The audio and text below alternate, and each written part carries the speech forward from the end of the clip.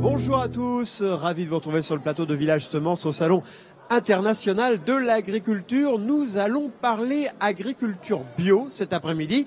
Plus de 9 Français sur 10 reconnaissent consommer des produits bio. 3/4 des Français reconnaissent même en consommer régulièrement. Alors, qui dit hausse de consommation de produits bio dit hausse aussi de production. Le nombre de producteurs bio a progressé de 13% l'année dernière. Et nous allons parler de tout cela avec Jean-Noël Carl. Bonjour Jean-Noël. Bonjour. Vous êtes un des producteurs bio, producteur de pommes bio dans le Vaucluse, au pied du Mont Ventoux, heureux homme. C'est ça, au soleil et au Mistral. Voilà, 2 éléments importants pour produire bio dans le Vaucluse. Voilà. Et puis on va parler aussi de la base des graines avec vous, Yannick Chevret, bonjour. Bonjour. Yannick, vous êtes responsable marketing de Bejo. Bejo, c'est un semencier, donc vous commercez, vous vendez des graines. Oui, tout à fait, des graines de légumes. Et on parlera justement des répercussions sur votre métier de cette hausse de la consommation. Jean-Noël Carl, je suppose que quand vous voyez les chiffres de l'agence bio, vous buvez du petit lait, ou plutôt du jus de pomme. Parce que c'est quand même plutôt pas mal. Vous attendiez une telle progression ces dernières années? On l'espérait, parce que ça fait depuis quand même...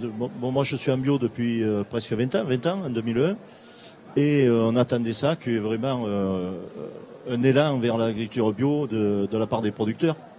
Et alors, pour être producteur bio, moi c'est la question que je me pose toujours, notamment pour vous les producteurs de pommes. Vous savez, il y a l'histoire de qui est arrivé le premier, l'œuf ou la poule. Là, vous mettez des pieds de pommiers bio au départ, ou ce sont des pieds de pommiers normaux qui deviennent bio parce que vous les travaillez selon les préceptes de l'agriculture biologique? Alors, les pommiers ne sont pas cultivés, ne sont pas produits en agriculture biologique, mais le verger devient en agriculture biologique au bout de 3 ans, quand le verger commence à produire. Il est en bio, il a suivi sa conversion de 3 ans, comme le veut la réglementation européenne. Alors, pour les semenciers, ça se passe comment? Parce que là, ce sont des graines lambda que les agriculteurs vont travailler selon les préceptes de l'agriculture bio, ou ce sont des graines bio que vous leur vendez?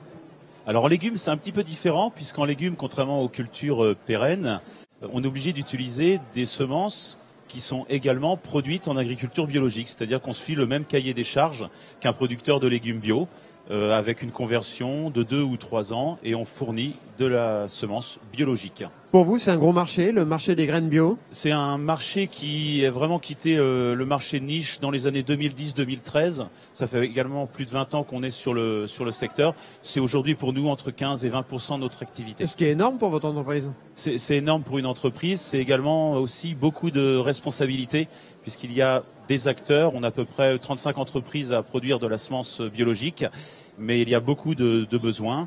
Les besoins ont cru à peu près multipliés par 3 en 10 ans, donc il a fallu suivre également le rythme de ces attentes. Alors on sait que les agriculteurs qui sont en agriculture biologique sont très contrôlés, parfois même plus contrôlés que les agriculteurs dans l'agriculture conventionnelle, comme on dit. Est-ce que c'est votre cas aussi? Est-ce que il y a des sites dédiés pour les graines bio, il y a des contrôles supplémentaires?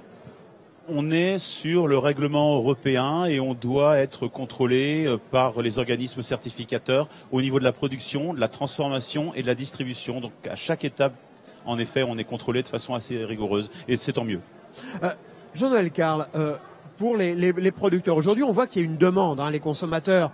On est passé du marché niche, parfois même du marché un peu militant, à maintenant un produit quasiment de consommation courante. Ça veut dire que ça va aiguiser des appétits. Nous, par exemple, dans le Vaucluse, il y a de nouveaux producteurs qui arrivent.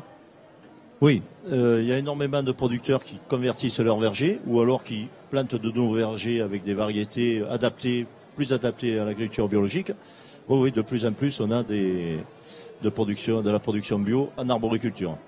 Mais il faut savoir que c'est pas une science exacte. Ça peut parfois être en bio, ça peut aussi vouloir dire je produis pas beaucoup, voire même pas du tout.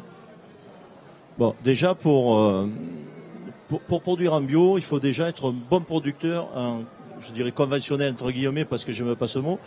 Il faut déjà être un bon producteur en conventionnel pour être producteur bio. C'est beaucoup plus difficile. Et alors, est-ce que vous avez des attentes particulières justement de la part alors non pas les semenciers puisque vous c'est pas les graines que vous plantez, mais sur ceux qui vous fournissent la matière première aujourd'hui? Il y a énormément de variétés nouvelles qui sont offertes toutes les années. Il y en a énormément. Bon, il faut choisir la bonne, gustativement déjà. Et puis agronomiquement aussi, il faut pas se tromper parce qu'un verger, on le plante pour plus de 20 ans. Et là, on n'a pas le droit à l'erreur. Entre le moment où vous plantez et le moment de la première récolte, c'est 4 ans, disons. Donc c'est quand même une école de patience. Et pendant 4 ans, vous ne devez pas beaucoup dormir quand vous plantez des nouveaux pieds nouveaux pommiers. Bon, ça n'empêche pas de dormir parce qu'on réfléchit bien avant. Mais c'est vrai, il faut anticiper une plantation. Il faut d'abord fabriquer l'arbre. Il faut 2 ans pour fabriquer l'arbre. Après, il faut 4 ans pour avoir la première récolte. Donc il faut bien anticiper et être au courant des attentes des consommateurs. Et une dernière question, Yannick Chevret, vous le disiez tout à l'heure, donc une belle progression aussi en termes de demande pour votre entreprise. L'avenir, vous le voyez comment? On le voit essentiellement basé sur des attentes de résistance aux maladies et aux ravageurs, mais avec une progression toujours sur le long terme, qu'on espère à un rythme aussi soutenu que les 10 dernières années, avec plus d'acteurs qui arrivent également en tant que semenciers sur le marché pour nous permettre d'avoir moins de responsabilités sur les épaules, car l'objectif c'est de fournir le producteur et on a besoin en effet d'avoir tous nos collègues avec nous. Donc si je vous comprends bien, vous, la concurrence, vous la souhaitez on la souhaite. Dans votre secteur des semenciers? Oui, tout à fait, on la souhaite, oui, pour le bien-être des producteurs.